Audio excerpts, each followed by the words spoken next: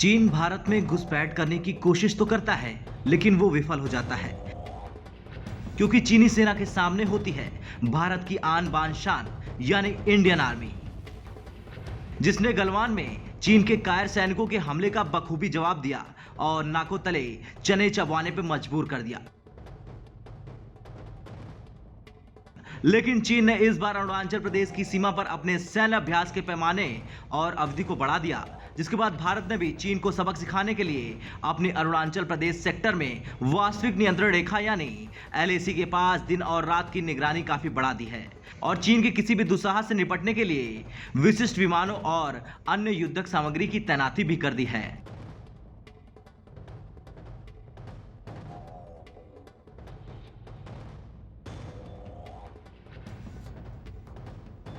दरअसल पूर्वी लद्दाख के commander lieutenant general Manoj Pande ने बताया कि पीएलए पिछले साल से अभी तक वहां तैनात है। उन्होंने कहा कि दोनों पक्ष पूर्वी लद्दाख में एलएसी के पास बुनियादी ढांचे को बढ़ाने का प्रयास भी कर रहे हैं, जिसकी वजह से कई बार विवाद होने की संभावना रहती है। जहां तक हमारे पोस्चर का सवाल है, हमें यह समझना पड़ेगा कि जो नॉर्मल हालात में जब हम एलएसी पर है, वहां पर हमारा पोस्चर, जो हमारे अलग अलग प्रोटोकॉल्स, एग्रीमेंट चाइना के साथ हुए हैं, जिसका कि मकसद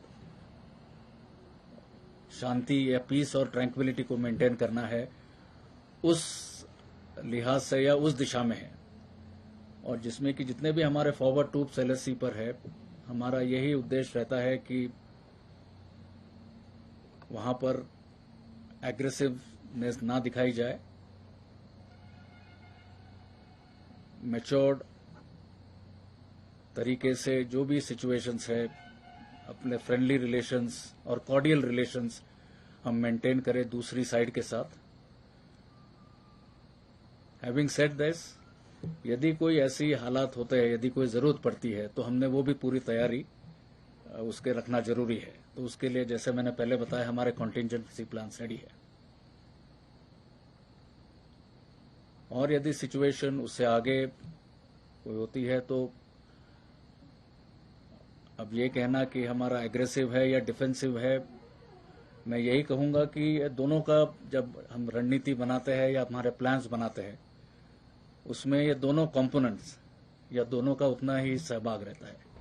बता दें, चीन ने एलएसी के पास अपनी तरफ कई मॉडल विलेज भी बना लिए हैं। जनरल पांडे ने इसी को लेकर कहा कि हमारे लिए ये चिंता है कि वो इसका दोहरा इस्तेमाल किस तरह कर रहे हैं।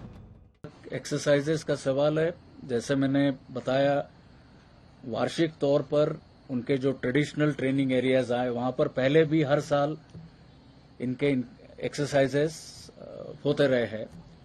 हालांकि इस साल उसकी थोड़ा स्केल में हो सकता है थोड़ी उसमें बढ़ोतरी आई है और थोड़ा ज्यादा ड्यूरेशन के लिए मेरी समझ में वो एक्सरसाइजेस चल रहे हैं। दूसरा, आपने सवाल पूछा बॉर्डर विलेजेस के बारे में।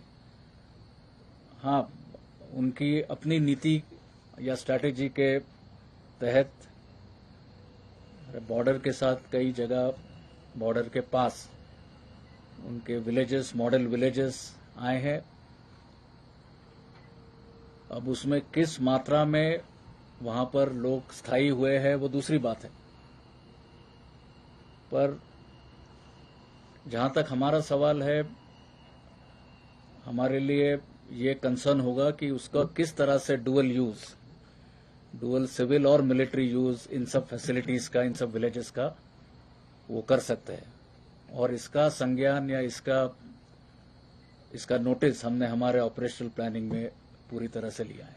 देखिए, ईस्टर्न कमांड के अलग अलग हमारे सेक्टर्स हैं, तो नंबर्स में मैं नहीं जाना चाहूंगा, पर मैंने जैसे आपको पहले भी बताया है, पिछले कोई प्रश्नों के रिस्पांस के दौरान,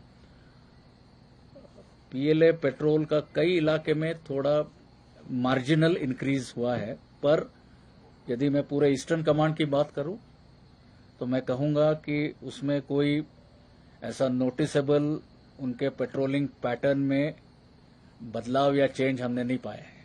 खैर, चीन की हरकतों को देखते हुए एक बार फिर ये लग रहा है कि चीनी सैनिक एक बार फिर भारत से पिट सकते हैं, जैसे कि पिछली बार पिटे थे, क्योंकि भारत पहले शांति से बात करता है और जब कोई बार बार भारत को नुकसान पहुंचाने की कोशिश करता है तो भारत उसका हश्र बुरा करता है।